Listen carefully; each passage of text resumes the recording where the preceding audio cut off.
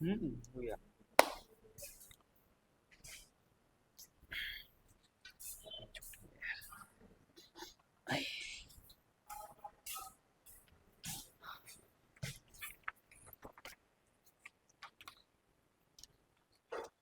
चलिए, तो ये कौन सा सेट है? सेट नंबर 40 या 41? 41। चलो, तो ये है सेट नंबर 41। और सेट नंबर 41 जो है ये एक प्रीवियस ईयर का पेपर है 2018 में, क्योंकि अब जो है 21 तारीख को किसका पेपर आने वाला है? वीडियो बीपीडीओ का पेपर आने वाला है। तो इसलिए हमने एक पेपर आपका ये वीडियो बीपीडीओ का 2018 वाला पेपर है। ठीक है, चल इसमें देखते हैं उत्तराखंड वाला सेक्शन। और यहाँ पे जो क्वेश्चन है आपके पास वो कैसे हैं? थोड़ा मिक्स है, तो हमें थोड़ा सा क्वेश्चन ढूंढने में क्या लगेगी? थोड़ा सा क्वेश्चन ढूंढने में समय लगेगा। हाँ, चल तो सबसे पहले आ जाओ क्वेश्चन नंबर 23 पर। 23, क्वेश्चन नंबर 23 है। और प्रश्न क्या है कि प्रसिद्ध गर्जिया देवी मंदिर किस नदी के किनारे स्थित है? प्रसिद्ध जो गर्जिया देवी का मंदिर है वो किसके किनारे स्थित है? बताओ तो कौन सी नदी के किनारे स्थित है? कोसी नदी के किनारे स्थित है। कौन सी नदी के किनारे स्थित है? कोसी नदी के किनारे स्थित है। कोसी नदी, देखो कोसी नदी कहां पर है? देखो कहां पे, कौन से जनपद में? तो ये आपका कौन सा है? नैनीताल जनपद। कौन सा जनपद है? नैनीताल जनपद में। नैनीताल जनपद में ही कोसी नदी के किनारे एक गांव पड़ता है। इस गांव का नाम है सुंदर खाल गांव। कौन सा गांव है? सुंदर खाल गांव। तो इसी सुंदर खाल गांव में आपको गर्जिया देवी का मंदिर मिल जाएगा। वहां कोसी नदी जब बहती है तो बीच में क्या है? एक टापू है। टापू जानते हैं? आइलैंड टाइप का, यानी इधर भी नदी बह रही है और उस तरफ भी नदी बह रही है। बीच में क्या है? एक टापू है, और उसी टापू पे गर्जिया देवी का क्या है? मंदिर है। आपसे प्रश्न ये भी पूछा जा सकता है कि गर्जिया देवी किस देवी को समर्पित है? बताओ तो किसको समर्पित है? तो जो गर्जिया देवी है ये माँ पार्वती को समर्पित है। किससे समर्पित है? माँ पार्वती को समर्पित है। तो गर्जिया देवी का मंदिर माँ पार्वती को क्या है? समर्पित है। इसके अलावा पहले इनको उपटा देवी के नाम से भी जानते थे। पहले इनको उपटा देवी, उपटा देवी के नाम से भी जानते थे। किस नाम से? उपटा देवी के नाम से भी जाना जाता था। अगर नैनीताल की ही बात करें तो नैनीताल में ही कुछ और प्रसिद्ध मंदिर है। जैसे आपने एक मंदिर सुना होगा, खूब चर्चाओं में रहता है, जिसको हम बोलते हैं क्या? कैंची धाम। ठीक है, कौन सा मंदिर? कैंची धाम मंदिर। कैंची धाम मंदिर जो है वो किससे संबंधित है? कौन से बाबा से संबंधित है? कौन से? नीम करोली बाबा आपने सुने होंगे, नीम करोली बाबा। तो नीम करोली बाबा से संबंधित है, या इन्हीं बाबा के द्वारा इस आश्रम की क्या की गई थी? स्थापना की गई थी। और जो कैंची धाम है, कैंची धाम में कौन से भगवान जी की मूर्ति है? यहाँ पे हनुमान जी की। ठीक है, तो यहाँ पे हनुमान जी की मूर्ति है। हनुमान जी 1962 में, 1962 में जो है नीम करोली बाबा जो है वो फिरोजाबाद से कहाँ आए थे? नैनीताल आए थे। और नैनीताल जब आए तो इन्होंने 1964 ईस्वी में, कब? 1964 में आए। कब थे यहाँ? 1962 में आए थे। ठीक है, और 1964 में इन्होंने नैनीताल में हनुमान मूर्ति की क्या करी? यहाँ पे स्थापना करी। ठीक है, और जिस दिन इन्होंने करी तो दिन कौन सा था आपका?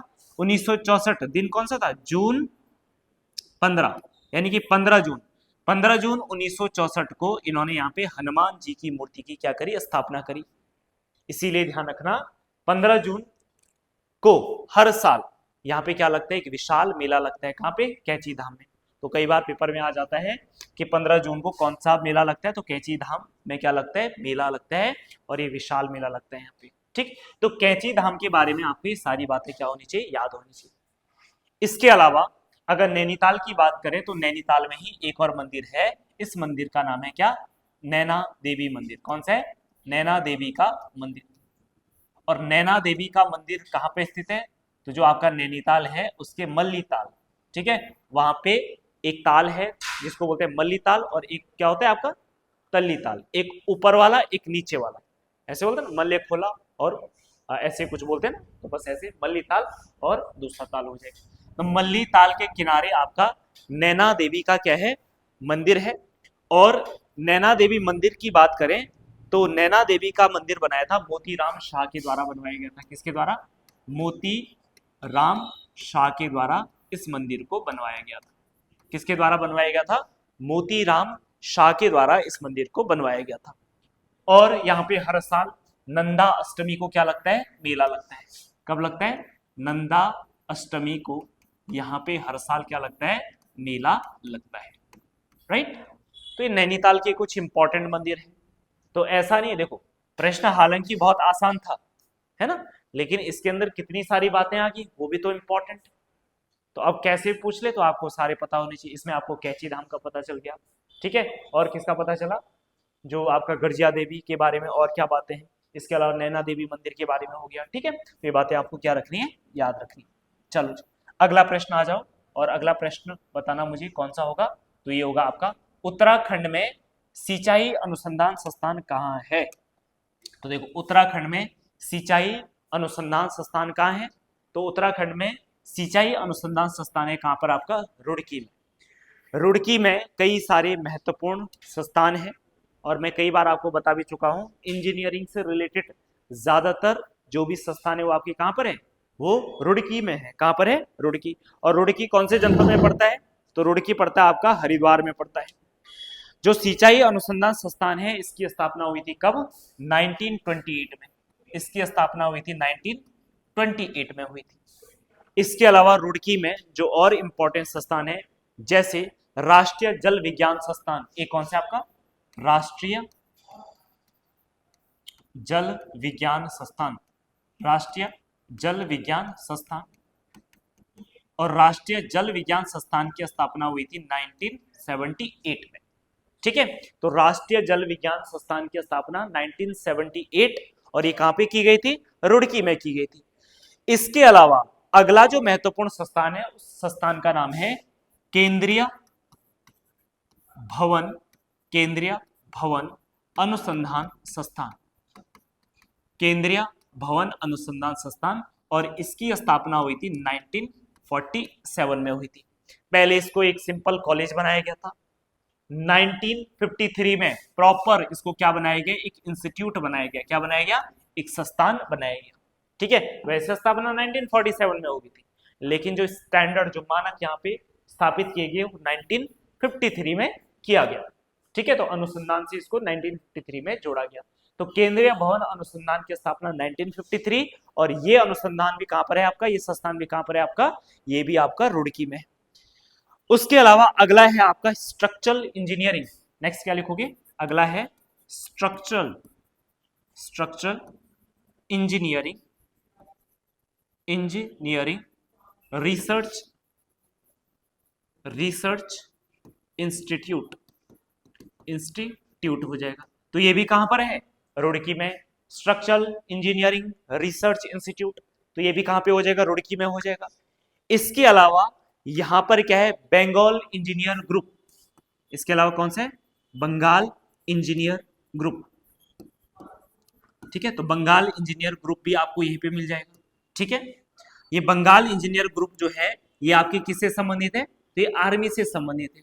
आर्मी में जो टेक्निकल वाले होते हैं उनकी ट्रेनिंग आपकी यहीं पे होती है, रुड़की में, ठीक। इसके अलावा नेक्स्ट यहाँ पे जो एकेडमी है इसका नाम है बंगाल सेपर्स एंड माइनर्स। क्या नेक्स्ट? बंगाल सेपर्स एंड माइनर्स, ठीक है। तो ये कुछ नाम इंग्लिश में ही आपके, तो बंगाल सेपर्स एंड माइनर्स, तो ये भी कहां पर है आपका? रुड़की में। इसकी स्थापना भी रुड़की में किया गया है। इसके अलावा एक और लिखना, उर्दू व फारसी अकादमी, उर्दू व फारसी अकादमी भी आपको कहां पे मिलेगा? रुड़की में मिलेगा। लेकिन रुड़की में ही एक स्थान पड़ता है जिसका नाम क्या है? पिरान कलियर, ठीक है। पिरान कलियर अगर पर्टिकुलर आ जाए तो रुड़की में कहां पर है? तो ये रुड़की में कहां पर है? पिरान कलियर में हो जाएगा। उर्दू व फारसी अकादमी आपका रुड़की के पिरान कलियर में स्थित है। इसके अलावा यहाँ पे एक संग्रहालय भी है, ठीक है, म्यूजियम जिसे बोलते हैं। और ये म्यूजियम आपका साइंस से जुड़ा है, और म्यूजियम का नाम क्या है? भू विज्ञान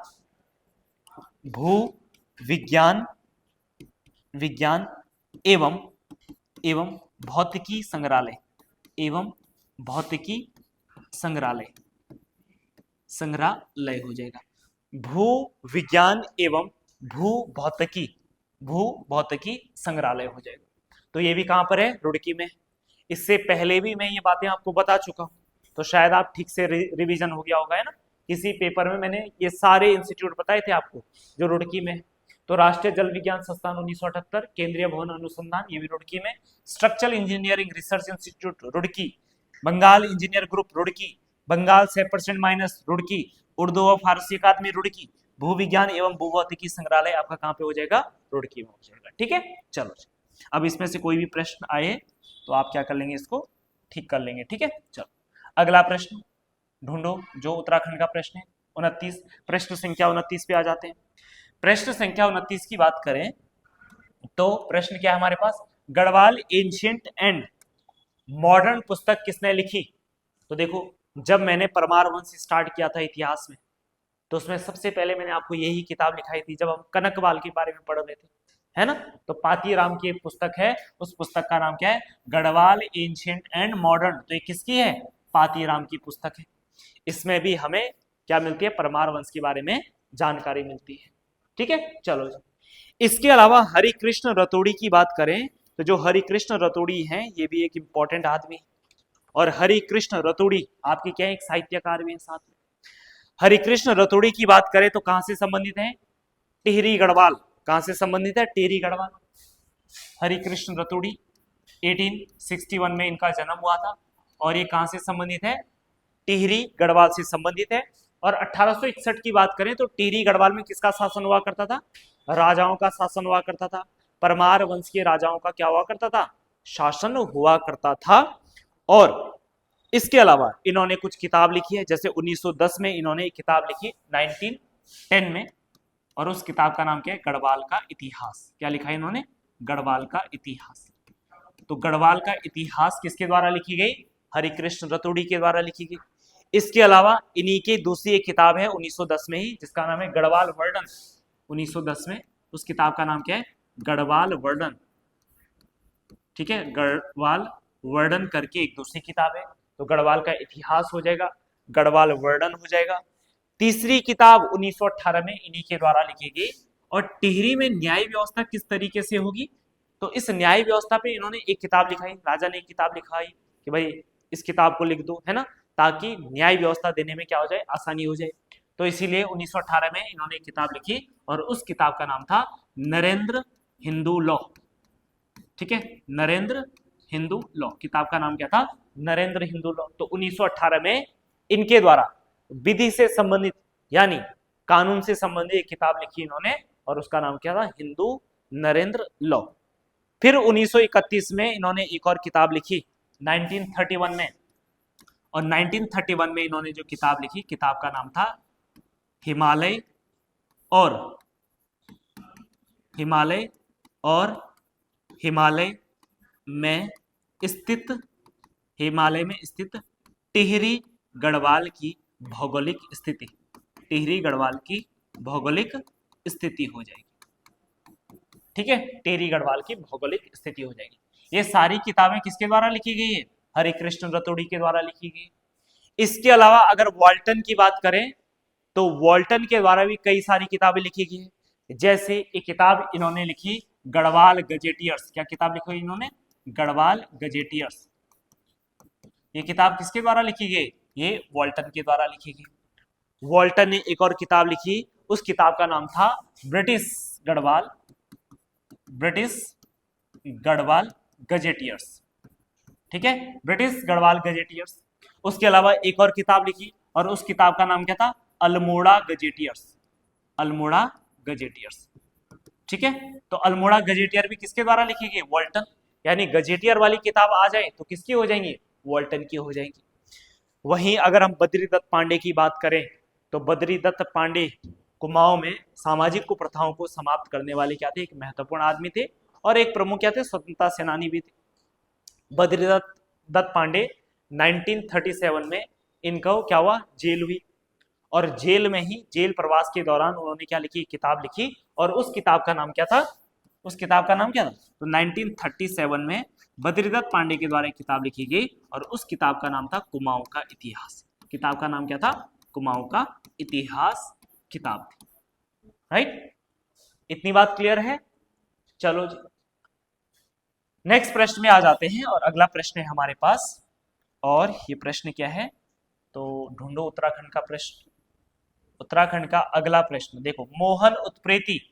तो मोहन उत्प्रेती के बारे में कई बार बता चुका हूं आपको। मोहन उत्प्रेती क्या थे, एक सुप्रसिद्ध रंगकर्मी और निर्देशक थे, है ना। तो इन्होंने ही जो बेडू पाको बारहमासा का क्या किया था, निर्देशन किया था। और उसके अलावा बेडू पाको बारहमासा से संबंधित दूसरे व्यक्ति कौन थे, रचयिता, वो कौन थे, ब्रिजेंद्र लाल शाह। ठीक है, बेडू पाका बारहमासा का कौन थे, ब्रिजेंद्र लाल शाह। साथ में आपको ये भी याद रखना है। तो बेडू पाको बारहमासा से संबंधित दो व्यक्ति, एक आपके कौन, मोहन उत्प्रेती, और दूसरे व्यक्ति कौन है, दूसरे व्यक्ति आपके कौन, ब्रिजेंद्र लाल शाह। तो ये बातें याद रखनी। अगला प्रश्न आ जाते हैं, नेक्स्ट क्वेश्चन। लिंगानुपात की दृष्टि से उत्तराखंड भारत में कौन सा स्थान रखता है। तो लिंगानुपात की दृष्टि से देखें, लिंगानुपात का मतलब क्या होता है कि प्रति 1000 पुरुषों पर महिलाओं की संख्या कितनी है। ठीक है, तो जब आप प्रति 1000 पुरुषों पे महिलाओं की संख्या काउंट करते हैं तो उसी को क्या कहा जाता है, लिंगानुपात कहा जाता है। और लिंगानुपात की दृष्टि से देखा जाए तो हमारा राज्य पूरे भारत में कौन से स्थान पे है, 13वें स्थान पे है। यानी कि हमारे राज्य की स्थिति क्या है, बहुत अच्छी स्थिति है, क्योंकि 28 राज्यों में 13वें स्थान पे होना अपने आप में बड़ी बात है। ठीक है, तो 13वें स्थान पे। और हमारे राज्य की, उत्तराखंड राज्य की अगर लिंगानुपात की बात करें 2011 की जनगणना के अनुसार, तो 2011 की जनगणना के अनुसार हमारा लिंगानुपात कितना था, कितना था 963, कितना 963। यानी 1000 पुरुष पे महिलाएं कितनी है, 963 महिलाएं। वहीं अगर 2001 की जनगणना के अनुसार देखा जाए तो 2001 में कितने थे, 962। तो यानी कि बढ़ोतरी कितनी हुई, एक महिला की बढ़ोतरी हुई। ठीक है, तो ये आपको ध्यान में रखना है। ठीक, चलो जी, तो 13वें स्थान हो जाएगा। नेक्स्ट अगला प्रश्न आ जाओ, श्यामला ताल कहां स्थित है। चलो बताओ भाई, 33वां प्रश्न आ जाओ उत्तराखंड का। श्यामला ताल कहां स्थित है, तो श्यामला ताल सभी को पता है कहां पर स्थित है, चंपावत में स्थित है। और श्यामला ताल जो है वो चंपावत की एक महत्वपूर्ण झील है। चंपावत में अगर बात करें श्यामला ताल की, तो पहली बात इसका जो रंग है वो कैसा है, इसका जो रंग है वो कैसा है, गहरा श्याम रंग। कैसा है, गहरा श्याम रंग है। कैसा है, गहरा श्याम रंग। ठीक है, तो कभी कभी उत्तराखंड में ऐसा प्रश्न आ जाता है, जैसे झील दे देगा, ऐसा नहीं पूछेगा आपसे पास कि झील कहाँ है, ऐसा पूछेगा कि बताओ किस झील का रंग कैसा है। और इसमें 3-4 झील दे देगा वो। जैसे आपसे पूछ लिया चंपावत की झील दे दी, श्यामला ताल, बताओ इसका कलर कैसा है। फिर ऐसा दे दिया बासुकी ताल, उसका कलर कैसा है। ठीक है, ऐसे दे दिया भीमताल, भीमताल का कलर कैसा है, कैसा है भीमताल का कलर, गहरा नीला, ये भीमताल का कलर है। गहरा हरा किसका है, हाँ गहरा हरा किसका है, तो ये खुरपा ताल का है। ठीक है, लाल कलर किसका है, ये बासुकी ताल का है। और गहरा श्याम कलर किसका है, तो ये श्यामला ताल का है। ठीक है, तो मिलान के लिए आ सकता है। ठीक है, ऐसा प्रश्न। चलो, इसके अलावा देखो, अगर श्यामला ताल की बात करें तो श्यामला ताल के किनारे ही कौन सा आश्रम है, स्वामी विवेकानंद आश्रम। स्वामी विवेकानंद आश्रम। कौन सा आश्रम है, स्वामी विवेकानंद आश्रम। इसके अलावा इसी झील के किनारे एक फेमस मेला भी लगता है, और उस मेले का नाम क्या है, उस मेले का नाम है झूला मेला। कौन सा मेला है, झूला मेला हो जाएगा। राइट, कौन सा मेला हो जाएगा, झूला मेला हो जाएगा। इतनी बात क्लियर है। चलो, अगर इतनी बात क्लियर है तो बढ़ते हैं अगले प्रश्न पे। 1935 में इस पत्र का प्रकाशन अल्मोड़ा से किया गया। तो बताओ 1935 में किस पत्र का अल्मोड़ा से प्रकाशन किया गया था, बताओ। देखो, सबसे पहले यहाँ पे एक चीज समझना। देखो, शक्ति नामक अखबार, हमें पता है कि शक्ति नामक अखबार 1918 में किसके द्वारा निकाला गया था, ये निकाला गया था बद्रीदत्त पांडे के द्वारा निकाला गया था। ठीक है, बद्रीदत्त पांडे जो थे इससे पहले अल्मोड़ा अखबार के क्या थे, संपादक थे। 1918 में जब अंग्रेज बद्रीदत्त पांडे के संपादन से क्या हो गए, परेशान हो गए, तो उसके बाद अंग्रेजों ने क्या कर दिया, अल्मोड़ा अखबार को बंद कर दिया। और जब अल्मोड़ा अखबार को बंद किया तो फिर इसी के जगह पे बद्रीदत्त पांडे ने कौन सा अखबार निकाला? शक्ति नामक अखबार निकाल दिया। उसके बाद बात करें तो जो दूसरे हमारे पास स्वाधीन प्रजा, और अगर स्वाधीन प्रजा की बात करें तो स्वाधीन जो प्रजा है ये कब निकाला गया था? ये निकाला गया था 1930 में मोहन जोशी के द्वारा। 1930 में ये मोहन जोशी के द्वारा निकाला गया, मोहन जोशी के द्वारा निकाला गया। तीसरा अखबार हमारे पास है समता। समता अखबार की बात करें तो ध्यान रखना है 1934 ईस्वी में, कब? 1934 में। किसके द्वारा? हरि प्रसाद टमटा के द्वारा, मुंशी हरि प्रसाद टमटा के द्वारा जो है इस अखबार को निकाला गया। ठीक है। और वहीं अगर अल्मोड़ा अखबार की बात करें तो ये आपको पता ही होगा, अल्मोड़ा अखबार 1871 में, और इसके संपादक कौन थे? बुद्धि बल्लभ पंत। आपने सुना होगा बुद्धि बल्लभ पंत। बुद्धि बल्लभ पंत जो थे इसके क्या थे? प्रथम संपादक थे। तो देखो वैसे 1935 तो कोई नहीं मिल रहा है, लेकिन सबके सबसे आसपास वाला कौन सा? आपका समता। वैसे उसने 1935 लिखना था, यहाँ पे 1934 लिखना था। ठीक है, तो सही आंसर क्या हो जाएगा आपका? सी वाला आंसर हो जाएगा। बाकी तो आसपास बहुत दूर है ना। ठीक है, तो समता अखबार हो जाएगा हरिप्रसाद टमटा 1934 में निकाला गया। आप 1934 में क्या रखेंगे? इसको याद रखेंगे। ठीक है, चलो नेक्स्ट अगले प्रश्न की बात करें तो अगला प्रश्न हमारे पास है, और ये प्रश्न आपका कौन सा है? तो यह 42वें नंबर का प्रश्न है। Descriptive list of martial caste of Almora पुस्तक के लेखक कौन है? तो कौन है इसके लेखक? Descriptive list of martial caste of Almora, इसके लेखक है कौन? गंगादत्त उत्प्रेती। और ऐसा माना जाता है कि कुमाऊनी भाषा के ये क्या थे? कुमाऊनी भाषा वैज्ञानिक थे। कौन थे? कुमाऊनी भाषा वैज्ञानिक। कुमाऊनी भाषा वैज्ञानिक कौन थे? तो ये थे गंगादत्त उत्प्रेती। गंगादत्त उत्प्रेती के द्वारा एक और किताब भी लिखी गई है, और उस किताब का नाम क्या है? तो उस किताब का नाम है hill dialects of the Kumaon division. उसका नाम क्या है?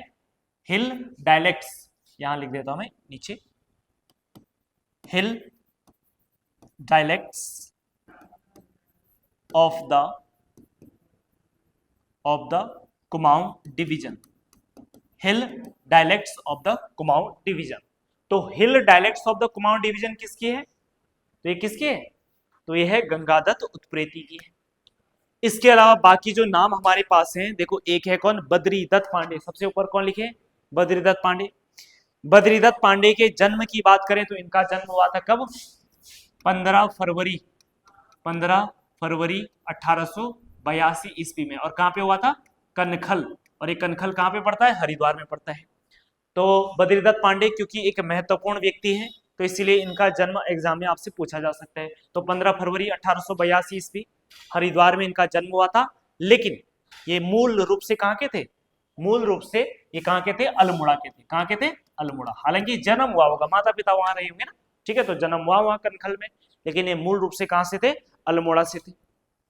ठीक है, और वहीं अगर बद्रीदत्त पांडे के बारे में खास बात क्या है? तो एक तो ये है कि 1913 में अल्मोड़ा अखबार के संपादक बने। 1918 में इन्होंने खूब क्रांतिकारी विचारधारा जो है अपनी अल्मोड़ा अखबार के माध्यम से अंग्रेजों को परेशान किया। 1918 में अंग्रेज इनसे परेशान हुए और इन्होंने अल्मोड़ा अखबार को ही बंद कर दिया। ठीक है, फिर इसी की जगह पे इन्होंने कौन सा अखबार निकाला? शक्ति नामक अखबार निकाला। तो ये चुप नहीं रही।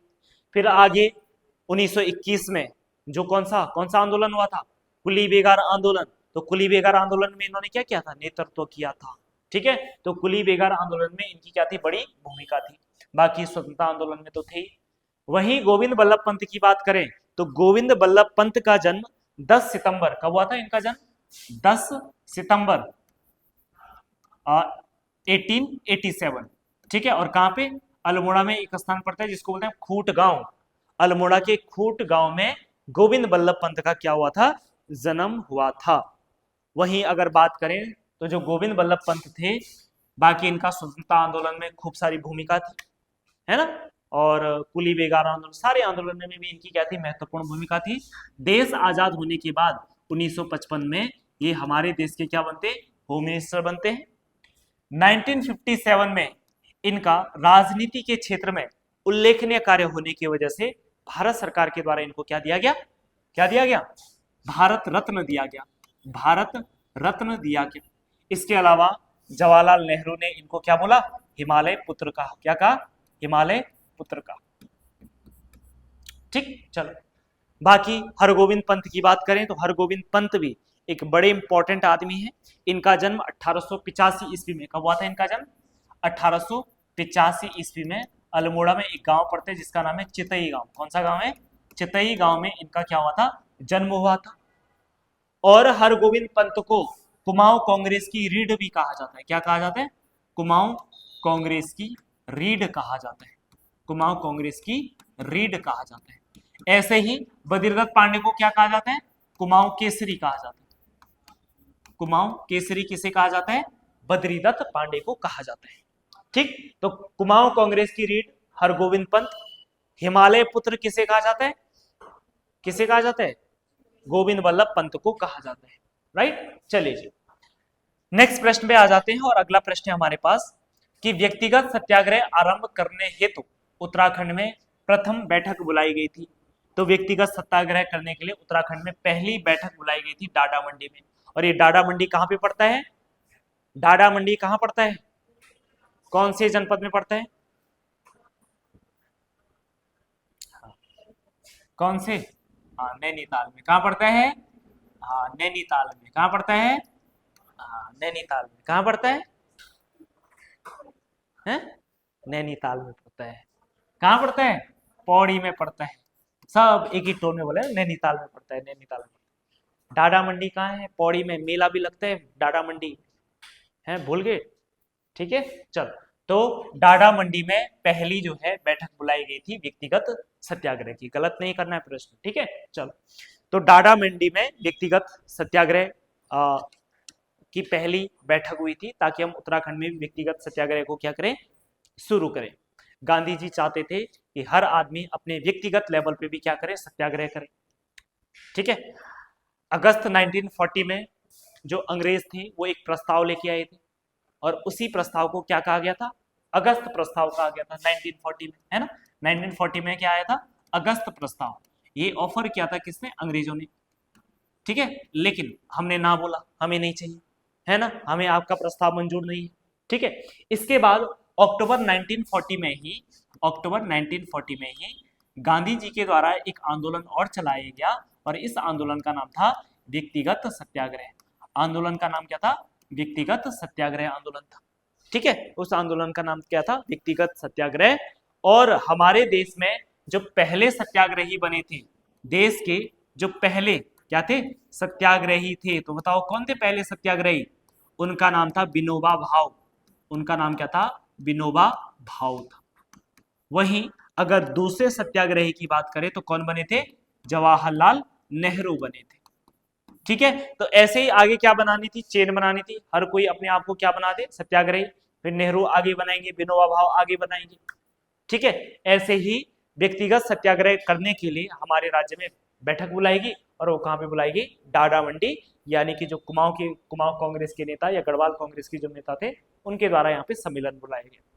ठीक है, अब हमारे राज्य के जो पहले सत्याग्रही थे, राज्य के पहले सत्याग्रही, ठीक, तो हमारे राज्य की जो पहले सत्याग्रही थी, प्रथम सत्याग्रही, तो हमारे राज्य के पहले सत्याग्रही थे, उनका नाम क्या था? तो उनका नाम था जगमोहन सिंह नेगी। उनका नाम क्या था? जगमोहन सिंह नेगी था। उनका नाम था जगमोहन सिंह नेगी। क्लियर? पहले कौन थे? जगमोहन सिंह नेगी थी। इसके अलावा हमारे राज्य में एक महिला भी हुई है। तो पहली महिला जिन्होंने खुद को सत्याग्रही घोषित किया, पहली महिला जिन्होंने क्या किया? स्वयं को क्या किया? सत्याग्रही घोषित किया। सत्याग्रही घोषित किया। तो बताओ कौन थी वो? हाँ, तो उनका नाम था भगीरथी देवी। उनका नाम था भगीरथी देवी हो जाएगा। राइट, उनका नाम क्या था? भगीरथी देवी था। ठीक है, उनका नाम क्या था? भगीरथी देवी। वहीं अगर कुमाऊं क्षेत्र में बात करें तो कुमाऊं क्षेत्र में सत्याग्रह का जो नेतृत्व किया था, तो कुमाऊं क्षेत्र में किसने किया था? ये किया था प्रताप सिंह नेगी ने। तो प्रताप सिंह नेगी ने सत्याग्रही आंदोलन का क्या किया? नेतृत्व किया। और वही चमोली गढ़वाल में बात करें तो चमोली गढ़वाल में किसने किया था? हाँ, तो चमोली गढ़वाल में व्यक्तिगत सत्याग्रह का जो नेतृत्व किया वो किया अनुसुईया प्रसाद बहुगुणा के द्वारा, अनुसुईया प्रसाद बहुगुणा। तो ये बातें हैं, ये सारी बातें आपको अच्छे से पता होनी चाहिए, है ना। वैसे आप क्लास में इन बातों को पढ़ ही चुके हैं, अब आज पेपर में आ गया, देखो रिवाइज हो गया ना। नहीं तो आप सच सच बताओ, लास्ट जब हिस्ट्री पढ़ी उसके बाद देखा ही नहीं होगा ना। आज देख लिया, तो ये तो पेपर में ये अच्छी बात होती है ना, जब आप कंटिन्यू प्रैक्टिस पेपर करते रहते हैं तो कोई ना कोई बात किसी ना किसी क्वेश्चन में आई जाती है, तो इससे सारी चीजें एक बार दोबारा क्या आ गई, याद आ गई। ठीक है, चलो जी, इतनी बात क्लियर है। तो ये आपको व्यक्तिगत सत्याग्रह से क्या रखना है, याद रखना है। अगला प्रश्न, नुंगटुंग देवी की पूजा की जाती है। तो नुंगटुंग देवी की जो पूजा की जाती है वो भूटिया जनजाति का एक समुदाय है जिसका नाम क्या है, रंग समुदाय में किया जाता है। ठीक, बाकी थारू बुक्सा इसके बारे में कई बार बात कर चुका हूं। नेक्स्ट आ जाते हैं, भूटिया जनजाति के लोकगीत के बारे में आपको बताना है। तो भूटिया जनजाति के लोकगीत, ठीक है, तुबेरा है तो बिल्कुल है, बाजू भी भूटिया जनजाति का लोकगीत है, तिमली, तिमली भी भूटिया जनजाति का क्या है, गीत है। तो यानी कि इसमें सभी आपके क्या हो जाएंगे, सही हो जाएंगे, सारे क्या हो जाएंगे आपके, सही हो जाएंगे। तो तुबेरा हो, बाजू हो या तिमली हो, ठीक है, ये सभी भूटिया जनजाति के क्या है, लोकगीत है। इसके अलावा भूटिया जनजाति में ये आपको एक लोक नृत्य भी याद रखना है, और ये लोक नृत्य कौन सा है, तो ये है आपका पौणा नृत्य। कौन सा नृत्य है, पौणा नृत्य। ठीक है, गढ़वाल क्षेत्र में पौणा किसे कहा जाता है, हाँ किसे कहा जाता है, मेहमानों को। कोई भी मेहमान नहीं रहे आपके घर में, आपका चाचा आ गए तो या कोई आ गया तो मेहमान, तो वो पौणा थोड़ी होगा। पौणा का मतलब क्या है, शादी में आए हुए जो बाराती होते हैं, जो मेहमान होते हैं, उन मेहमानों को क्या कहा जाता है, पौणा कहा जाता है। तो यानी कि ये नृत्य स्पेशली कहां पे होगा, शादी के टाइम पे होगा। ठीक है, और जनरली जो ये नृत्य है, इस नृत्य की जो शैली होती है वो कैसी होती है, युद्ध शैली का ये क्या होता है, नृत्य होता है। किस शैली का होता है, युद्ध शैली का क्या हो गया, नृत्य हो जाएगा। ठीक है, तो पौणा नृत्य। ठीक, चलो नेक्स्ट, उसके बाद आगे बात करें तो अगला प्रश्न है, गढ़वाल का बारदोली के नाम से किसे जाना जाता है। तो गढ़वाल का बारदोली जो है किसे कहा जाता है, गुजड़ू को कहा जाता है। और ये गुजड़ू कहाँ पड़ता है, पौड़ी गढ़वाल में पड़ता है। कहाँ पड़ता है, पौड़ी गढ़वाल में पड़ता है। इसके अलावा पौड़ी में ही राजनीतिक आंदोलन का एक प्रमुख केंद्र एक और भी रहा है, और उसका नाम क्या है, दुगड्डा, आपने सुना होगा। तो दुगड्डा की भी क्या है, अपने आप में एक इंपॉर्टेंट भूमिका है। डाडा मंडी, अभी बताया आपको, डाडा मंडी में क्या होता, व्यक्तिगत सत्याग्रह की प्रथम बैठक बुलाई गई थी।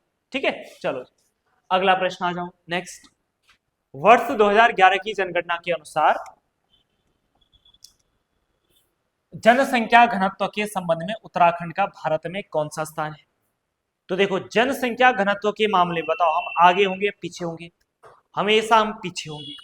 उसकी वजह क्या है, क्योंकि उत्तराखंड क्या है, एक हिमालयी राज्य है, और हिमालयी राज्यों में हमेशा डेंसिटी क्या होगी, कमी होगी, क्योंकि यहाँ पे वो परिस्थितियां नहीं है कि जनसंख्या डेंसिटी बहुत ज्यादा हो जाए। ठीक है, चल तो देखो, उत्तराखंड का जो स्थान है वो कौन सा स्थान है, 26वां स्थान है। कौन सा स्थान है, 26वां स्थान है। डेंसिटी की बात करें तो उत्तराखंड की 2011 की जनगणना के अनुसार यहाँ पे जो जनघनत्व कितना है, 189, कितना है, 189, यानी कि 189। ठीक है, इसके अलावा अगर बात करें 2001 में जो जनघनत्व था वो कितना था, 159, कितना था, 159। और अगर बढ़ोतरी की बात करें तो कितनी बढ़ोतरी हुई यहाँ पे, तो 30 की क्या हुई है, बढ़ोतरी हुई है। ठीक है, और अभी तो 2021 में तो जनगणना हुई नहीं, उसका रीजन क्या था, उस टाइम पे कोरोना हो गया था, और हो सकता है अगले साल 2026 में क्या होगी, आपकी अगली जनगणना होने की क्या है, तैयारी में। ठीक है, 2026 में हो सकती है आपकी अगली जनगणना। ठीक, चलो उससे पहले पेपर निकाल दो, नहीं तो 2026 की जनगणना फिर से एक एक चीज याद करनी पड़ेगी, है ना। यही याद नहीं हुआ अभी तक, तो फिर 2026 में सारे नया डेटा होगा, नया डेटा को याद करना बड़ा मुश्किल हो जाएगा। तो इससे पहले पेपर निकाल दो, तब आपको जरूरत ही नहीं पड़ेगी। नेक्स्ट प्रश्न आ जाते हैं, तो ये आपका परियोजना से, नदी घाटी परियोजना से, एक तरफ आपकी जल विद्युत परियोजनाएं लिखी है और दूसरी तरफ आपका क्या लिखा है, जनपद। लोहारी नाग जल विद्युत परियोजना की बात करें तो कहाँ है, क्या उत्तरकाशी में है, तो बिल्कुल है। तो यानी कि ठीक मिलान हो रखा है। कौन सी नदी पर है, कौन सी नदी पर है, भगीरथी नदी पर है। विष्णुप्रयाग जल विद्युत परियोजना, क्या रुद्रप्रयाग ठीक है? बिल्कुल गलत है। कौन सी नदी पर है? अलकनंदा नदी पे हो जाएगा। मनेरी भाली परियोजना, क्या उत्तरकाशी में है? तो बिल्कुल सही है। कौन सी नदी पर है? भगीरथी नदी पर है। सप्तेश्वर जल विद्युत परियोजना, तो क्या ये पिथौरागढ़ में है? बिल्कुल सही है। तो कौन सा गलत हुआ? कौन सा गलत हुआ? तो ये रुद्रप्रयाग वाला गलत हो गया, यानी कि बी वाला ऑप्शन आपका बिल्कुल गलत था। ठीक है, चलिए अगला प्रश्न आ जाओ, नेक्स्ट प्रश्न की बात करते हैं। चलो अगला उत्तराखंड का प्रश्न ढूंढो। हाँ, किस ग्रंथ में गढ़ नरेश श्याम सा को मुगल बादशाह द्वारा एक घोड़ा व हाथी प्रदान करने का उल्लेख मिलता है? तो बताओ किस में मिलता है ये उल्लेख? किस में मिलता है? बताओ जरा। है किस में मिलता है? किसका समकालीन था ये? तो ये आपको मिलता है किसमें? तुजुक ए जहांगीरी। ठीक है, किसमें मिलता है? तुजुक ए जहांगीर, या इसी को जहांगीरनामा भी कहा जाता है। ठीक है, इस किताब में इस बात का उल्लेख ये मिलता है कि जो दिल्ली का मुगल राजा था, उसने श्रीनगर के राजा को क्या दिया था? एक घोड़ा वो हाथी प्रदान क्या किया था? उपहार स्वरूप क्या की थी? भेंट की थी। ठीक है, ये आपको क्या रखना है? ध्यान रखना है। अगर मैं परमार वंश के राजा कौन है? श्याम शाह की अगर बात करें तो श्याम शाह का जो समय पीरियड था वो था 1611 से लेकर के 1630 ईस्वी। 1611 से लेकर के 1630 ईस्वी के बीच में इसका समय पीरियड था। वहीं अगर बात करें तो ये पहला परमार वंश का राजा था जिसका हमें क्या मिलता है? चित्र प्राप्त होते हैं। पहला राजा है जिसका हमें क्या मिलता है? चित्र प्राप्त होता है। कौन सा? श्याम शाह। इसके अलावा श्याम शाह की बात करें तो श्याम शाह के टाइम ही पहली बार हमें क्या मिलता है? उत्तराखंड में सती प्रथा का उल्लेख मिलता है। क्या मिलता है? सती प्रथा का उल्लेख मिलता है। किसका उल्लेख मिलता है? सती प्रथा का उल्लेख मिलता है। किसके टाइम पे? श्याम शाह के टाइम पे। श्याम शाह के टाइम ही एक उसका राजकवि था या इसी का राजगुरु था, और इसका राजगुरु का नाम क्या था?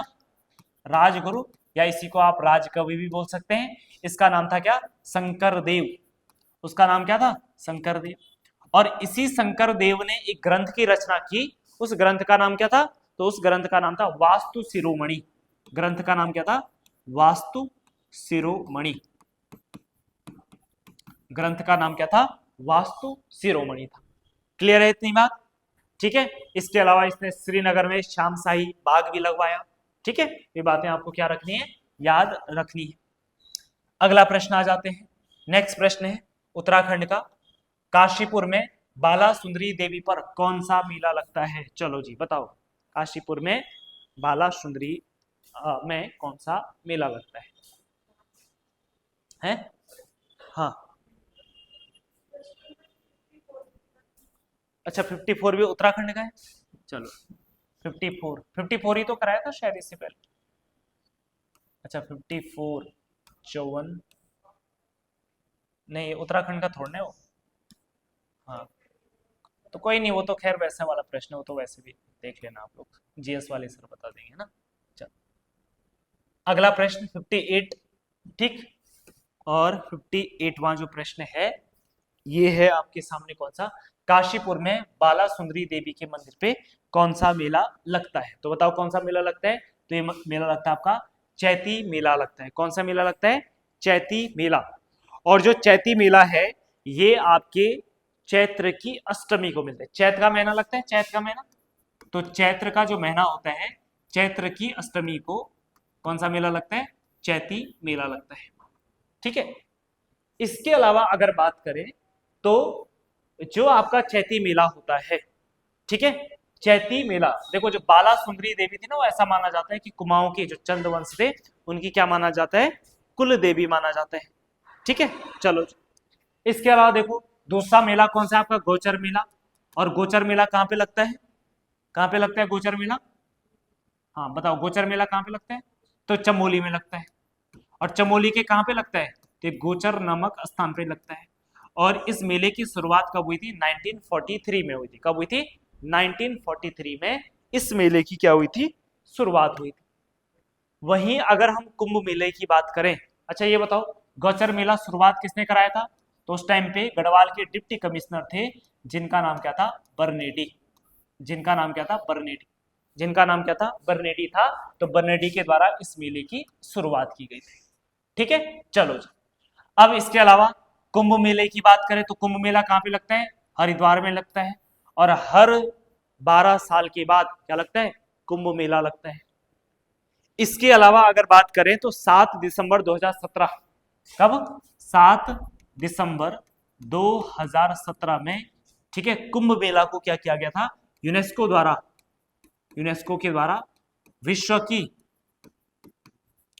अमूर्त सांस्कृतिक धरोहर, विश्व की अमूर्त सांस्कृतिक धरोहर, विश्व की अमूर्त सांस्कृतिक धरोहर क्या की गई थी, इसको घोषित किया गया था। ठीक है, चलिए तो इसके बाद अगला प्रश्न, नेक्स्ट प्रश्न पे आ जाते हैं। और अगला प्रश्न है आपका, मार्च 2016 में अंतरराष्ट्रीय पैराग्लाइडिंग प्रतियोगिता कहां पे कराई गई, तो ये कराई गई थी कहां पे, अल्मोड़ा में कराई गई थी। अगला प्रश्न आ जाओ, नेक्स्ट। जाह्नवी नदी निम्न में से कौन सी एक मुख्य नदी से संबंधित है, तो थोड़ा सा आप इस प्रश्न को थोड़ा देखो 2 मिनट के लिए, मैं जस्ट अभी 2 मिनट में आ रहा हूं।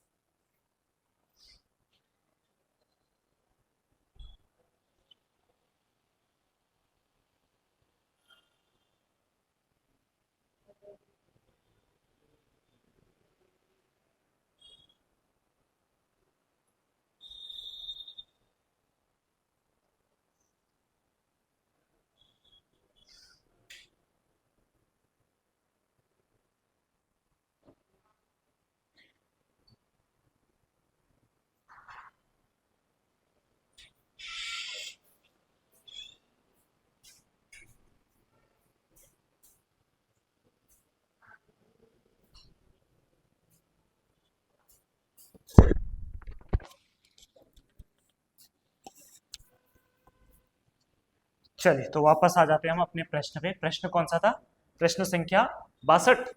चलो तो 62वां प्रश्न है आपके पास, जाह्नवी नदी निम्न में से कौन सी एक मुख्य नदी से संबंधित है, तो बताओ भाई कौन सी नदी से संबंधित है, तो यह है आपकी किस नदी से, भागीरथी। ठीक है, तो मैंने आपको बताया था एक दर्रा पड़ता है थांगला दर्रा, ठीक है, थांगला दर्रे से एक नदी आती है और उस नदी का नाम क्या है, जाह्नवी, या इसी जाह्नवी को क्या कहा जाता है, जाड़ गंगा कहा जाता है। क्या कहा जाता है, जाड़ गंगा। और कहां पे बात हो रही है, उत्तरकाशी। तो जाड़ गंगा जो है ये उत्तरकाशी में थांगला दर्रे से निकलती है, और जब थांगला दर्रे से निकलती है तो आगे जाके इस पे ही एक परियोजना बनाएगी, और उस परियोजना का नाम क्या है, किरमोली जल विद्युत परियोजना या करमोली जल विद्युत परियोजना। ठीक, आगे जाकर के ये नदी जो है भगीरथी में कहां पे मिल जाती है, एक स्थान पड़ता है लंका और दूसरा कौन सा स्थान पड़ता है, भैरव घाटी। इसी के बीच में ये नदी जो है कहां पे मिल जाती है, भगीरथी में मिल जाती है। बाकी भगीरथी की कई सारी और सहायक नदियां भी हैं, जैसे एक अस्सी गंगा है, या अस्सी गंगा बोलते हैं, कहां से निकलती है, डोडी ताल से निकलती है। एक है सिया गंगा है, ठीक है, एक आपकी जलंकुर नदी है, इसके अलावा आपकी और कौन सी, ककोरा घाट है जो हरसिल में मिल जाती है। ठीक है, चलो ये आपको ध्यान में रखना है। ठीक, बाकी देखो काली नदी की बात करें तो काली नदी कहां से निकलती है, काला पानी लिपुलेख से निकलती है। ठीक है, इसके अलावा और राम गंगा की बात करें तो ये कहां से निकलती है, ये दिवाली खाल, दिवाली खाल और कौन सा पर्वत है, दिवाली खाल दूधातोली पर्वत श्रृंखला, दूधातोली पर्वत श्रृंखला से निकलती है। वहीं अलकनंदा की बात करें तो ये कहां से निकलती है, सतोपंथ से निकलती है। राइट, चलिए, इसके अलावा अगर देखो इन नदियों की लंबाई की बात करें तो काली नदी की लंबाई है 252 किलोमीटर और ये हमारे राज्य की क्या है, सबसे लंबी नदी। इसके अलावा रामगंगा की बात करें, देखो दूसरी सबसे लंबी नदी आपकी कौन सी, भगीरथी, ये कितने किलोमीटर की है, 205 किलोमीटर की है। तीसरी सबसे लंबी है आपकी कौन सी, अलकनंदा, 195 किलोमीटर की है। चौथी आपकी कौन सी है, कोसी है, ठीक है। फिर उसके बाद रामगंगा, रामगंगा कितने किलोमीटर की है, 155 किलोमीटर लगभग, ठीक है। 155 किलोमीटर की आपकी कौन सी हो जाएगी, रामगंगा हो जाएगी। फिर भी एक बार दोबारा चेक कर लेना, ठीक है। चलो अगला प्रश्न, किस वर्ष वन अनुसंधान संस्थान देहरादून ने अपना स्थापना के 100 वर्ष पूरे किए, तो बताओ किस वर्ष किए, 2000 कब के, 6 में किए। वन अनुसंधान संस्थान की बात करें तो इसका कुछ इतिहास है, किसकी फाउंडेशन कैसे पड़ी थी। तो शुरुआत में इस संस्थान का काम अनुसंधान से कोई लेना देना नहीं था। शुरुआत में सिर्फ इसको क्या बनाया गया, एक स्कूल, एक कॉलेज बनाया गया और बस इस कॉलेज में किसकी पढ़ाई होगी, फॉरेस्ट से संबंधित पढ़ाई होगी, रिसर्च वाला काम नहीं था। तो जब पहली बार इस कॉलेज को बनाया गया तो ध्यान रखना साल कौन सा था, 1878। 1878 में हमारे देश का पहला वन महाविद्यालय बनाया गया और इसका नाम रखा गया फॉरेस्ट स्कूल ऑफ देहरादून।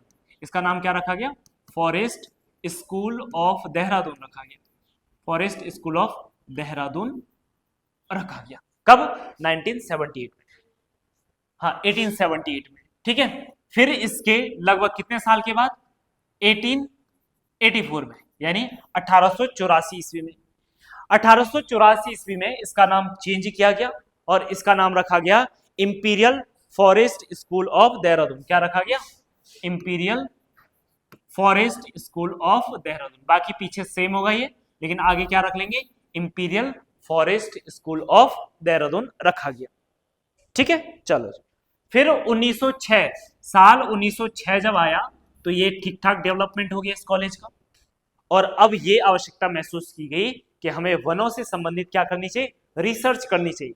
तो पहली बार इस कॉलेज को रिसर्च से जोड़ते हुए इसको क्या बनाया गया, एक रिसर्च इंस्टीट्यूट बनाया गया। और अगर रिसर्च इंस्टीट्यूट बनाया जाएगा तो फिर इसका नाम क्या किया गया, चेंज किया गया और इसका नाम रखा गया क्या, इंपीरियल फॉरेस्ट रिसर्च इंस्टीट्यूट, ठीक है।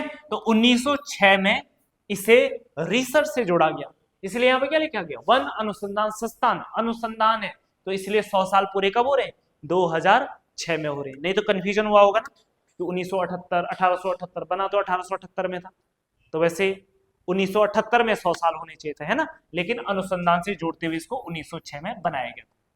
फिर जब हमारा देश आजाद हुआ 1947 में, तो 1947 में फिर से इसका नाम चेंज किया गया, यहां से इंपीरियल शब्द हटाया गया, इंपीरियल की जगह क्या किया गया, इंडियन फॉरेस्ट रिसर्च इंस्टीट्यूट, यानी कि IFRI, इसलिए हम शॉर्ट में क्या बोलते हैं, FRI बोल देते हैं, ठीक है। इसके अलावा साल 1991, ठीक है, इस कॉलेज का और दर्जा बढ़ाया गया और इस कॉलेज को क्या दिया गया, डीम्ड यूनिवर्सिटी का दर्जा दिया गया, डीम्ड यूनिवर्सिटी का क्या दिया गया, दर्जा दिया गया।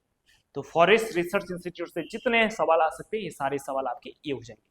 इसके अलावा आपको एक और चीज ध्यान रखना है कि जो कास्ट का संग्रहालय है यहाँ पे, ठीक है, पूरे एशिया में सबसे बड़ा यहाँ पे कास्ट संग्रहालय है, लगभग वहां पे 18,000 कास्ट नमूने हैं वहां पे। कास्ट का मतलब है लकड़ियां, एक तरीके से अलग अलग पेड़ों की, है ना, ऐसे 18,000 क्या रखे वहां पे, सैंपल रखे गए, ठीक है। चलो अगला प्रश्न आ जाते हैं और अगला प्रश्न है हमारे पास, केदार मंडल पर ललितादित्य के आक्रमण की जानकारी प्राप्त होती है, तो किससे होती है, हाँ किससे होती है, तो ये होती है राज तरंगिणी नामक एक किताब है, उस किताब से हमें ये पता चलता है कि जो ललितादित्य मुक्तापीठ था ये उस टाइम पे जम्मू कश्मीर का राजा हुआ करता था, है ना। तो इसने अपना दक्षिण अभियान स्टार्ट किया, जब अपना दक्षिण अभियान शुरू किया तो एक दिन ये उत्तराखंड की तरफ पहुंच गया, ठीक है, और इसने उत्तराखंड को भी क्या कर दिया, अपने अधिकार में कर दिया। तो ये जानकारी हमें किससे मिलती है, राज तरंगिणी नामक किताब से मिलती है। और ये राज तरंगिणी नामक जो किताब है किसकी है, राइटर कौन है बताओ, राइटर कलहण, राइटर कौन है, कलहण। ये बड़ी इंपॉर्टेंट किताब है, जीएस में आपसे सीधे सीधे पूछ लेगा कि राज तरंगिणी किताब के लेखक कौन है। दूसरी एक और किताब लिखी यहाँ पे हर्षचरित, और हर्षचरित के लेखक कौन है? हर्षचरित के लेखक, ये जीएस में पढ़ा होगा आपने। हर्षचरित के लेखक कौन है? तो ये है बाणभट्ट। कौन है? बाणभट्ट। ये बड़ी इंपॉर्टेंट किताब है भाई, तो कई बार पेपर में आ चुकी है। सभासार, सभासार बताओ किसकी किताब है? सुदर्शन शाह। किसकी किताब है? सुदर्शन शाह की किताब हो जाएगी, राइट? सुदर्शन शाह की किताब हो जाएगी। तो इन बातों को आपको याद रखना है। अगला प्रश्न आ जाते हैं, और हमारे पास अगला प्रश्न है, ये कुमाऊं परिषद से संबंधित प्रश्न है। और कुमाऊं परिषद की स्थापना तो मैं कई बार आपको बता चुका हूं कि कुमाऊं परिषद की स्थापना कब हुई थी? ये हुई थी 30 सितंबर। कब? 30 सितंबर 1916 को हुई थी। कब हुई थी? 30 सितंबर 1916 को हुई थी। और इसके जो फाउंडिंग मेंबर थे कुमाऊं के उस टाइम पे, जो बड़े राजनीतिज्ञ थे, है ना, जिन्होंने खूब पढ़ाई कर चुके, जो शिक्षित हो चुके थे, तो उनको पता था कि हमारे समाज में क्या है, कई सारी बुराइयां हैं, कुली बेगार जैसी प्रथाएं हैं, उसके अलावा और भी कई सारी प्रथाएं, डोला पाल की जैसी समस्याएं हैं। इसके अलावा अंग्रेजों ने हमारे वनों पे क्या कर रखा है? अतिक्रमण कर रखा है। गांव वालों को ये लोग जंगल जाने नहीं देते। ठीक है, तो इन तमाम समस्याओं के निपटारे के लिए हमें क्या चाहिए? एक संगठन की आवश्यकता है, और ये संगठन जो है इन तमाम कुप्रथाओं को समाप्त करने के लिए क्या करेगा? प्रयास करेगा। इसी उद्देश्य के साथ 30 सितंबर 1916 में कुमाऊं के बड़े नेताओं के द्वारा कुमाऊं परिषद की स्थापना की गई।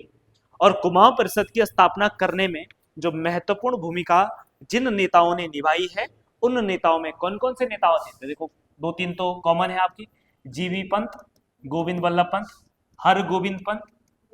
ठीक है, तीसरे कौन हो जाएंगे? बद्रीदत्त पांडे हो जाएंगे। इसके अलावा एक और कौन है? प्रेम बल्लभ पांडे, प्रेम बल्लभ पांडे। इसके अलावा एक और आदमी है जिनका नाम है क्या? मोहन सिंह। ठीक है, उसके अलावा एक और है इंद्रलाल शाह। कौन है? इंद्रलाल शाह, इंद्रलाल शाह हो जाएंगे। इसके अलावा चंद्रलाल शाह हो जाएंगे। कौन है? चंद्रलाल शाह, इंद्रलाल शाह, चंद्रलाल शाह, और एक और है लक्ष्मी दत्त शास्त्री। नेक्स्ट कौन है? लक्ष्मी दत्त शास्त्री। अगले कौन है? लक्ष्मी दत्त शास्त्री जी। ठीक है, ये कुमाऊं परिषद के क्या है? कुछ फाउंडिंग मेंबर है। इसके अलावा कुमाऊं परिषद की पहली बैठक कब हुई? 1917 में हुई थी, है ना, लगभग सितंबर का ही महीना था। तो 1917 में कुमाऊं परिषद का पहला सम्मेलन होता है, और इसकी जो पहली बैठक हुई थी, इस पहला सम्मेलन में बताओ कौन थी अध्यक्ष? जयदत्त जोशी थे। फिर 18 में दूसरी, 19 में तीसरी, 20 में चौथी होती है ना, 23 में पांचवी, और 26 में लास्ट। उसके बाद इसका विलय किस में हो गया था? कुमाऊं कांग्रेस में हो गया था, है ना। पिछले पेपर में सारी बातें बता चुका मैं आपको। चलो जी, अगला प्रश्न आ जाते हैं। निम्नलिखित किस वर्ष में नैनीताल में भारी भूस्खलन हुआ था? तो नैनीताल में जो भारी भूस्खलन हुआ वो कब हुआ? 1880 ईस्वी में नैनीताल में भयंकर भूस्खलन हुआ, और एक गणना के हिसाब से यहाँ पे कुल 151 लोगों की क्या हुई थी?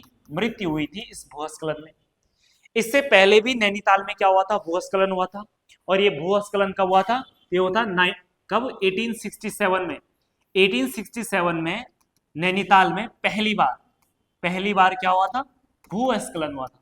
पहली बार भूस्खलन हुआ। ठीक है, और इस भूस्खलन में भी काफी ज्यादा क्या हुई थी? क्षति हुई थी, हानि हुई थी। अब उस टाइम पे जो कुमाऊं के तत्कालीन कमिश्नर थे, जिनका नाम क्या था? Henry Ramsay. तो हेनरी रैमजे के द्वारा क्या किया गया? एक कमेटी बैठाई गई, और उस कमेटी को ये काम दिया गया कि भाई आप ये ढूंढो कि यहाँ पे स्खलन क्यों हो रहे, ठीक है, यहाँ पे भूस्खलन क्यों हो रहा है। ठीक है, तो इसका कारण का पता करने के लिए इन्होंने क्या किया? एक कमेटी की स्थापना की, और कमेटी का नाम रखा गया hill side safety committee. Hill side safety committee की क्या की गई? स्थापना की गई, राइट। तो पहला भूस्खलन कब हुआ? 1867 में, और उसके बाद और बड़ा वाला कब हुआ? 1880 में। ठीक, चले अगला प्रश्न आ जाओ। देखो, श्रीनगर में स्थित अजयपाल का राजभवन किस वर्ष भूकंप के कारण क्षतिग्रस्त हो गया था? 1803 में आपको पता ही है कि हमारे उत्तराखंड में एक भयंकर क्या आया था? भूकंप आया था, है ना, और उसी की वजह से आपका जो है जो अजय पाल का क्या था, अजय पाल का जो क्या था राजभवन था वो क्या हो गया था, क्षतिग्रस्त हो गया था। ठीक है, तो सी ऑप्शन करेक्ट हो जाएगा। बाकी अजय पाल के बारे में आप जानते ही हैं, अजय पाल वो राजा था जिसने समस्त गढ़ों का क्या किया, एकीकरण किया। इसका जो अंतिम युद्ध था वो कहाँ था, उफ्फूगढ़ में था। और उफ्फूगढ़ का ही प्रतापी राजा कौन था, कफ्फू चौहान था। तो लास्ट युद्ध था। उस युद्ध के बाद इसने हिंसा का त्याग कर लिया था, इसलिए इसको क्या बोलते हैं, गढ़वाल का अशोक भी कहते हैं। ठीक है, ये बात भी आपको याद रखनी है। चलो जी, अगला प्रश्न आ जाते हैं। बाकी अजय पाल ने, अजय पाल का ओडा, सीमा निर्धारण करने के लिए इसने ओडा व्यवस्था लाया था। ठीक, इसके अलावा इसने नई सामाजिक व्यवस्था रखी, दो प्रकार के ब्राह्मण बनाए। एक कौन से, एक सरोला ब्राह्मण, और दूसरे कौन से, गंगाणी। जिनको उच्च अधिकार प्राप्त थे वो कौन से थे, सरोला ब्राह्मण, और जिनको कम अधिकार प्राप्त थे वो कौन से थे, गंगाणी। ठीक है, चलो जी, अगला प्रश्न आ जाओ भाई। निम्नलिखित में से आपको गलत युग्म का चयन करना है। चलो जी, तो करिए गलत युग्म का चयन। सबसे पहले चंद्रप्रभा एतवाल क्या पर्वतारोही है, तो बिल्कुल है, सही बात है। उन्मुक्त चंद क्या क्रिकेटर है, तो ये भी बिल्कुल सही है। एकता बिष्ट क्या क्रिकेटर है, बिल्कुल सही है। अब बछेंद्री पाल क्या निशानेबाज है, नहीं है। तो क्या है बछेंद्री पाल, है, ये भी क्या है, आपकी पर्वतारोही थी। पर्वतारोही, माउंट एवरेस्ट पे चढ़ी थी ना बछेंद्री पाल। ठीक है, चलो, तो यानी कि डी वाला ऑप्शन आपका क्या हो जाएगा, करेक्ट आंसर हो जाएगा। अगला प्रश्न, दिल्ली के मुगल राजकुमार सुलेमान सिको को किस गढ़वाली राजा ने शरण दी थी। तो देखो, दिल्ली का एक मुगल राजकुमार था जिसका नाम था सुलेमान सिको। ठीक है, सुलेमान शिको उसका नाम था। आपको पता ही है कि जो औरंगजेब था, औरंगजेब ने दिल्ली में तबाही मचा ली थी, है ना। उसने अपने भाइयों को हरा दिया था, कईयों को मरवा दिया भी था। और उसी का एक बड़ा भाई था कौन, दारा शिको। तो दारा शिको का ही पुत्र कौन था, सुलेमान शिको था। ठीक है, दारा शिको ने फिर अपने पुत्र को भिजवा दिया कि अगर यहीं रहेगा तो भाई कल के दिन हो सकता है औरंगजेब तुझे मार दे, है ना। क्योंकि औरंगजेब क्या करना चाहता था, गद्दी हड़पना चाहता था। तो सुलेमान सिको जो है औरंगजेब के डर से कहाँ आ गया, गढ़वाल में आ गया। क्योंकि गढ़वाल छुपने के लिए क्या थी, बेस्ट जगह थी। उस टाइम पे गढ़वाल का राजा कौन हुआ करता था, पृथ्वीपति शाह हुआ करता था। और गढ़वाल के राजाओं की एक परंपरा थी, जो कोई व्यक्ति उसके दरबार में अगर शरण लेता है तो उसकी रक्षा करना उसका क्या हो जाता था, परम कर्तव्य हो जाता था। ठीक है, तो इसीलिए सुलेमान सिको ने कहा शरण ली, तो सुलेमान सिको ने शरण ली गढ़वाल के राजा यानी कि परमार वंश के राजा पृथ्वीपति शाह के दरबार में शरण ली। तो पृथ्वीपति शाह का जो समय पीरियड था वो 1640 से लेकर के 1668 ईस्वी तक था। ठीक है, 1668 ईस्वी तक या 1664 ईस्वी तक। 4 साल ये अपने जो उसका पौत्र था, ठीक है, उसके संरक्षण में रहा। अगर पृथ्वीपति शाह की बात करें तो पृथ्वीपति शाह की संरक्षिका कौन थी, हाँ, रानी कर्णावती। रानी कर्णावती जो थी इसकी संरक्षिका थी, रानी कर्णावती, रानी कर्णावती। तो रानी कर्णावती जो थी पृथ्वीपति शाह की मां थी, है ना। और जब पृथ्वीपति शाह राजा बना उस टाइम पे पृथ्वीपति शाह बहुत छोटा था, 5-7 साल का था। महिपति शाह क्या हो गया था, कौन से युद्ध में मारा गया था, काकवा मोड़ के युद्ध में मारा गया था, जब ये आप कुमाऊं अभियान पे था। ठीक है, और जब ये 1900 नहीं 1634 ईस्वी में जैसे महिपति शाह की मृत्यु हुई तो पृथ्वीपति शाह उस टाइम मात्र 5 या 7 साल का था। तो अब इतना छोटा बच्चा कैसे शासन संभालेगा, तो इसीलिए उस टाइम पे तब उसकी माता ने क्या करी, राजगद्दी संभाली, और उसी को क्या बोलते तब हम संरक्षिका बोलते हैं। ठीक है, चलो नेक्स्ट देखो, सुदर्शन शाह की बात करें तो जो टिहरी रियासत था, टिहरी रियासत की नींव किसने रखी, सुदर्शन शाह ने रखी। प्रद्युमन शाह के बारे में आप जानते ही हैं कि ये जो श्रीनगर वाला परमार वंश था उसका ये अंतिम राजा था। उसके बाद यहाँ पे कौन आ गए थे, गोरखा आ गए थे, है ना। चलो जी, अगला प्रश्न, निम्नलिखित में से कौन सा गढ़वाल की 52 गढ़ों में सम्मिलित नहीं था।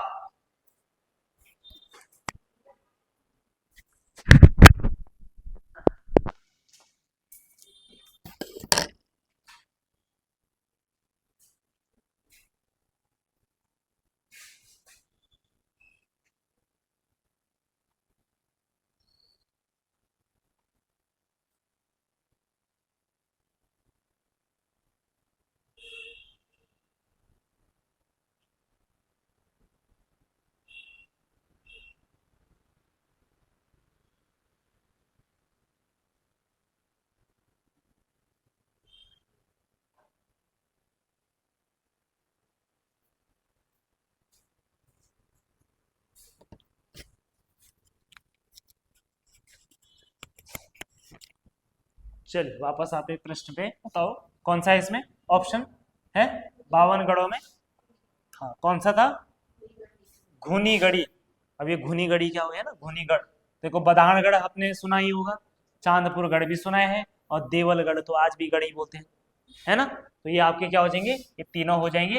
ये डी वाला आपका क्या हो जाएगा, 52 गढ़ों में सम्मिलित नहीं था। ठीक है, चलो अगला प्रश्न आ जाओ। प्रसिद्ध साहित्यकार शैलेश मटियानी का जन्म उत्तराखंड के किस जनपद में हुआ? किस जनपद में हुआ शैलेश मटियानी का जन्म, बताओ कहां हुआ था?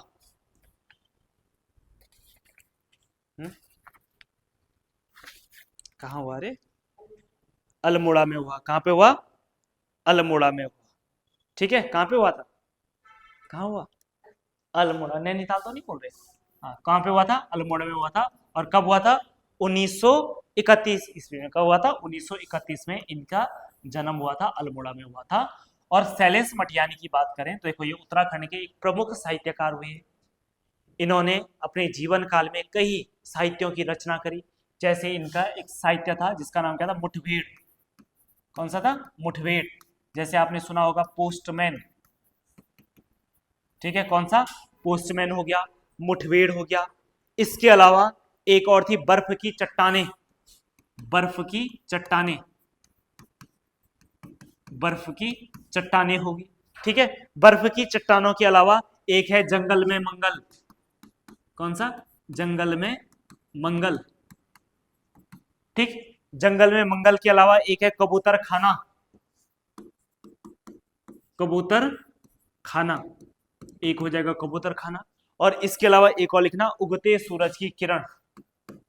उगते सूरज की किरण, उगते सूरज की किरण, ये शैलेश मटियानी की क्या हो जाएंगी, प्रमुख रचनाएं हो जाएंगी।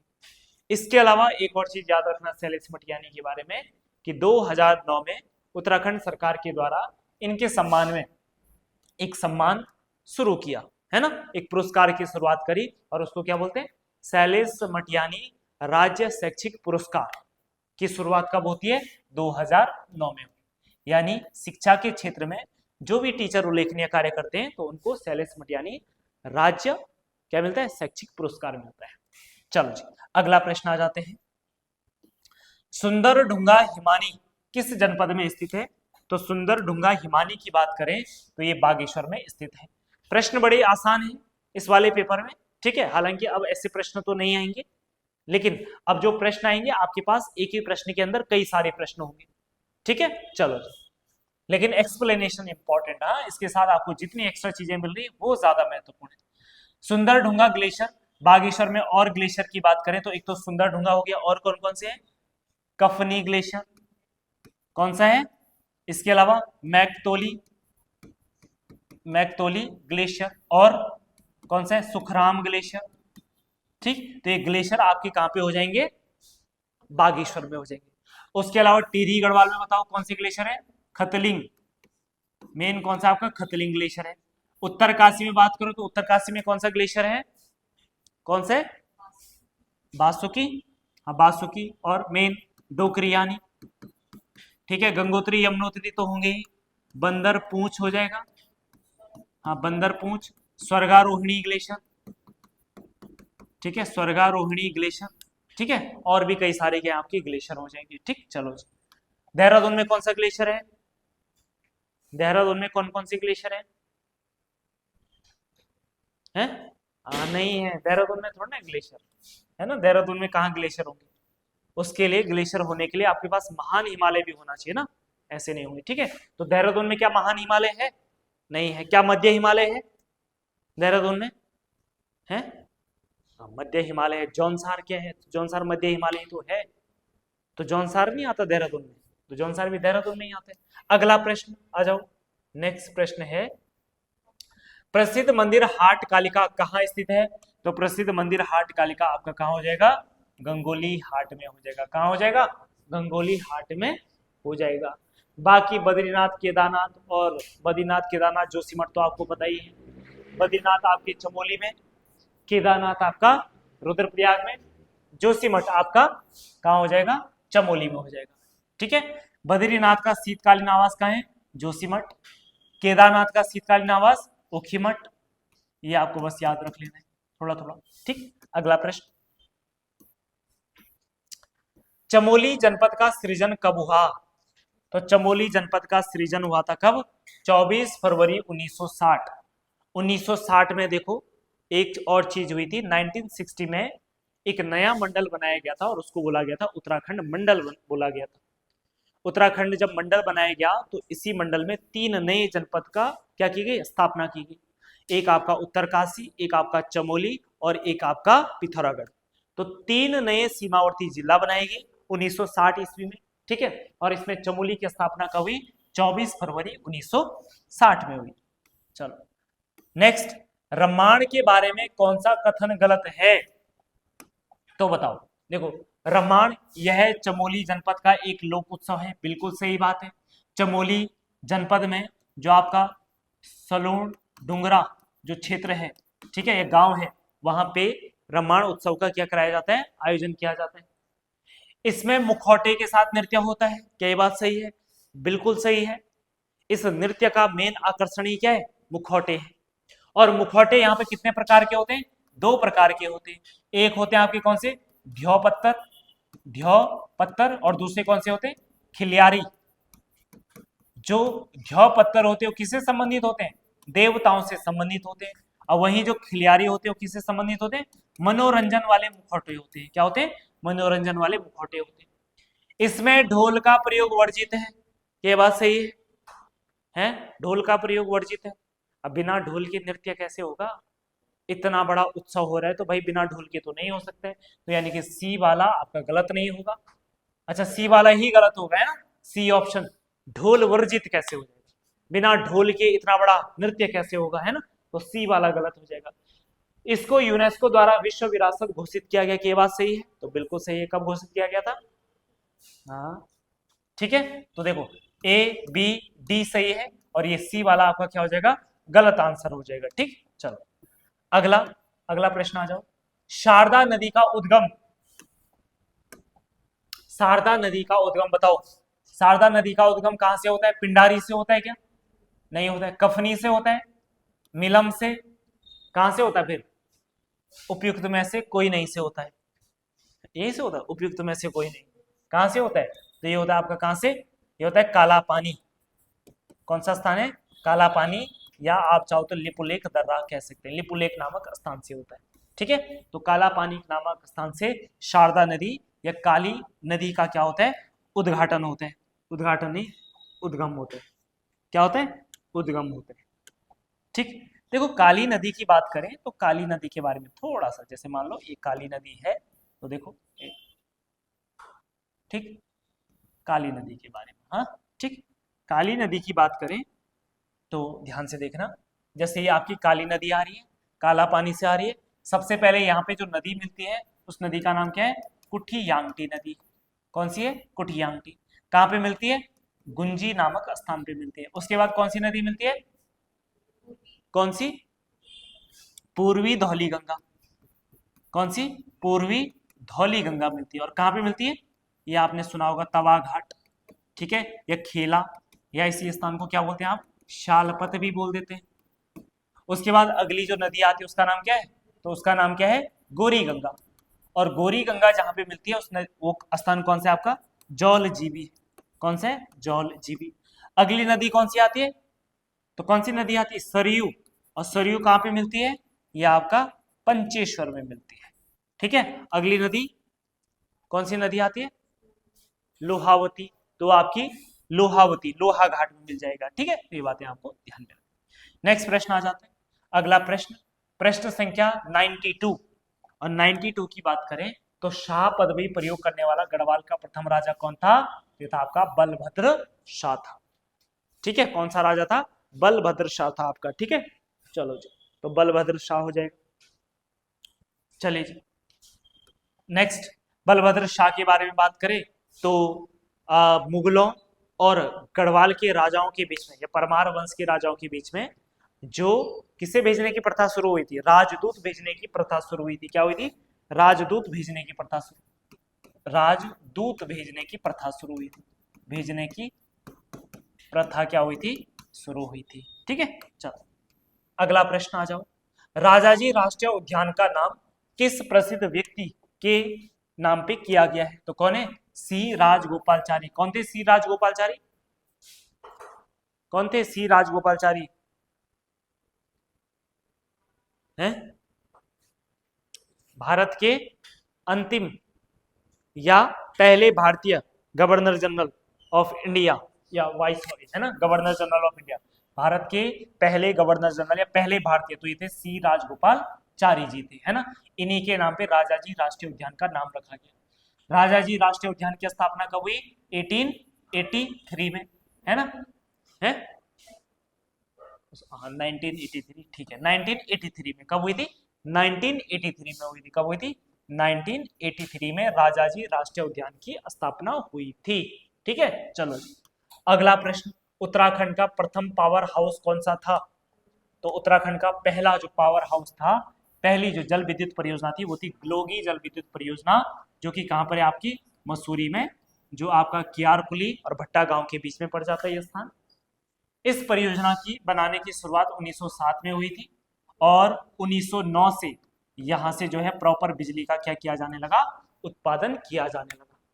ठीक है, चलो बाकी डाक पत्थर जल विद्युत परियोजना ये आपकी कौन सी नदी पे हो जाएगी? यमुना नदी पे हो जाएगी।